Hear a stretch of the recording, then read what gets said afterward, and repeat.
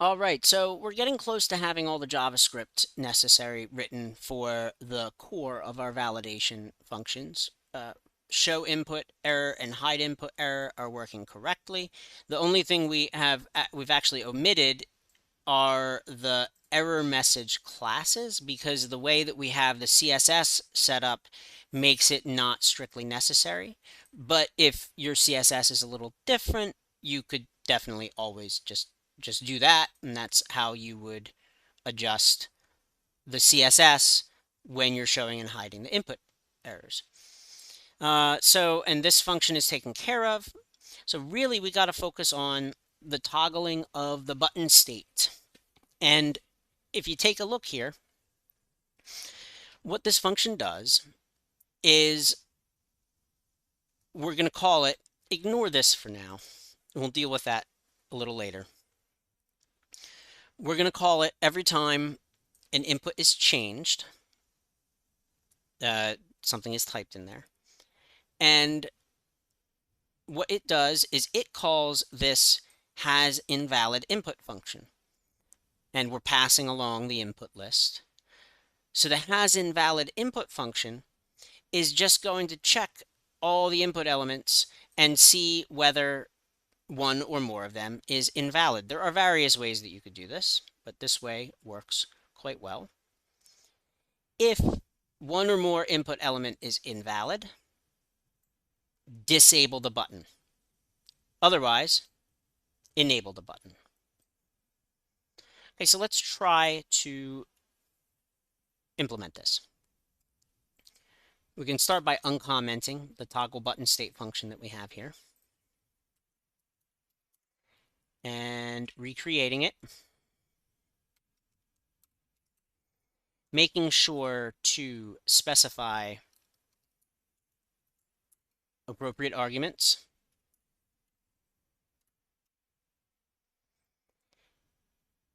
What we need to do here is check if one or more input element is invalid.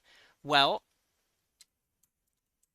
we'll just start off with a separate function for that. This has invalid input. Invalid.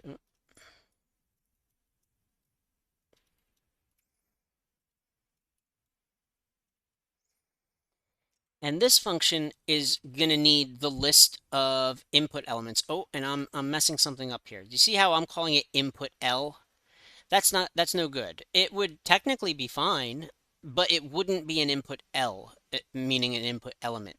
It's a list of input elements. So I should not call it input L. I should call it input list or input Ls. But I'll go with input list to help distinguish it a bit more. And we're going to need to call this has invalid input function, has invalid input, and pass it the input list, because that's how it's going to be able to tell us if one or more of these is invalid. So we can specify the parameter. And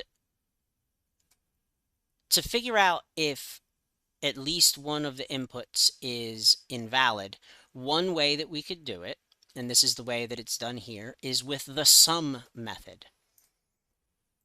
If you don't remember what sum does, you can look it up. And it is an array method. So for this one, if we want to use this method, we do indeed need to turn this into an array. So I had mentioned that we don't need to turn the form list into an array. This one we do need to turn into an array if we're going to use the sum method. Basically what it does is it just returns true if one or more elements meets a certain condition.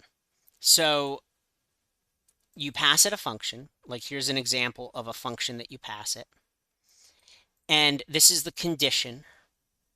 It's the thing that's returned by the function. And if at least one of the elements satisfies this condition, making it return true, then this will return true. So here you can see it's true. Now, if we make it so that there are no elements that will satisfy this condition, it is now false. And also note that very often with all these array methods, we just use inline functions like so. That semicolon needs to go away. And I think I'm missing one parent. Nope. Maybe it was just that. Yep, there we go. And if we put this back in, we'll see that it's still working the same. So that's just a brief show of how the array.sum method works. Back to here. So input list dot sum, we could call it element or we could call it whatever we want. This first argument is just going to represent an input from the input list, and we'll iterate through it. So eventually each of them will be checked. We're just using an anonymous arrow function here that will need to return something. And this is something that maybe was not apparent from here. This is being returned because it's a single line expression without curly braces. If it's a multi-line expression, which I'm doing here, we need to explicitly return something. And what do we need to return? Well, the logic is maybe a little hard to think through, but we want this function to return true if one or more messages is invalid. So therefore, this function needs to return true if this input, if an input is invalid. In other words, not input dot validity dot valid. I think that's it. And as I was saying, we need to return. We need to return this value. Okay, so let's actually get rid of the if statement for now and just try this out by logging what this function returns to the console and try to make sure that we have the logic written correctly, because it's entirely possible that I made a mistake. So log it to the console. And it should return true if there's an invalid input. So in other words, if there's an error message, it should return true. True, true.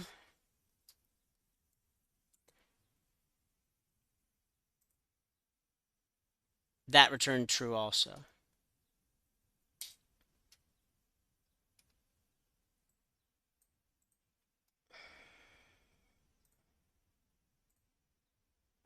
Right, actually, that makes sense. So it's not just if an error message appears. I thought that there was an issue there. It should still return true, meaning invalid, if one of these is empty, even though there's no error message, because we don't want there to be error messages to begin with. But still, it's not valid. So now it is false, because both of the fields are valid. So I believe that means we have the logic done correctly. So here, it's false, because already the fields are both valid. Okay, so that logic is good, which means we can use this if block. And if there is an invalid error message, what do we need to do? Well, first we need to disable the button. We can do button l.disabled equals true. And if you forget, you can look up mdn disable button and it'll probably take you right to what you need. Yep, so it's the disabled attribute, which is a Boolean attribute, and we use it. So it's a Boolean attribute like the required attribute, and we just apply it to the button, although this is showing an option element. Um, yeah, just apply it to the button, and it's also able, you can use it on a bunch of other elements. But anyway, so we can set the disabled property to true. But let's take a look at this. Let's go to the browser, open this up. We can't submit, right?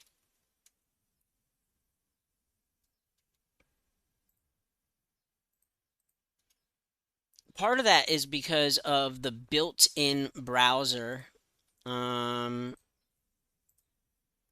browser validation. So actually, I'm just remembering something else that we were supposed to do. And add no validate to both of the forms, which I believe should disable the browser validation, which isn't strictly necessary. But now, all right, so it's not disabling. That makes sense. Okay, here, I know why. The button is disabled, so I'm clicking it, and the button is disabled, but it doesn't look disabled. So there's two steps to this. We need to disable it, which we are doing, but we also need to make it look disabled. And so what does that mean? Well, it means you're going to want to apply a modifier. And this I am going to leave up to you. And I'll just add a note or two about what is needed.